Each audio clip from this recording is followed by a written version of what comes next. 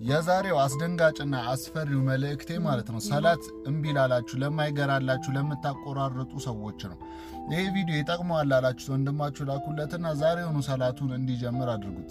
ምን መሰላችሁ? አንድ ጊዜ ነብዩላህ ሙሳ አለይሂ ሰላም ጋር አንድ ሴት ትመጣለች። ምን ትላቸዋለች? እኔ በጣም በቃ ወንጀለኛ ነኝ፣ ተውበት ማድረግ እፈልጋለሁ፣ ነገር ግን የሰራሁት ነገር በጣም ከባድ ነው ትላለች። ምንድነው ሲሏት፣ አይ እኔ ዚና ሰራሁኝ፣ ከመስራቴም ደግሞ ልጄን ገደልኩት አለች። ከዛ በቃ አንቺ ወንጀለኛ ነሽ ውጪልኝ አሏት። ከዛ በሌላም ጊዜ መጣችና እኔ ወንጀለኛ ነኝ፣ ተውበት ማድረግ እፈልጋለሁ፣ የሰራሁት ወንጀል ደግሞ ዚና ነው፣ ከዚናውም በላይ ደግሞ ልጄን ገደልኩት አለች። አሁንም ውጪልኝ ይሏታል። ከዛ አላህ ወህይ ያወረደ፣ አንተ ሙሳ ሆይ አለይሂ ሰላም ከዚህች የባሰች ያለ እንዴት እቺን ውጪ ትላታለህ? ከዚህች የባሰ አለ እኮ ይላቸዋል። ማለት እንዴት ከዚህ የባሰ ወንጀል ሊኖር ይችላል ሲሉት ለአላህ ምን ይላል? ከዚህ የባሰ ወንጀል ማለት እኮ ሰላትን የሚተው ሰው ነው፣ ታሪኩ ሰላት ነው ማለት ነው አሉ።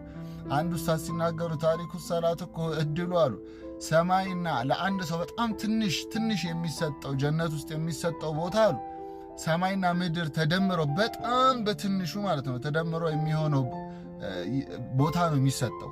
እዛ ውስጥ አሉ በጣም ከትንሹ ውስጥ ራሱ ስንዝር የምታክል ቦታ የለውም ለታሪኩ ሰላት። አስባችሁታል? አላህ ረህመቱን ለዓለም ህዝብ በሙላ ጀነትን ቢሰጥ ይበቃል ያለው ታሪኩ ሰላት ግን ሲሆን አንድ ስንዝር የምታህል ጀነት ውስጥ ቦታ አይኖረውም ይላሉ።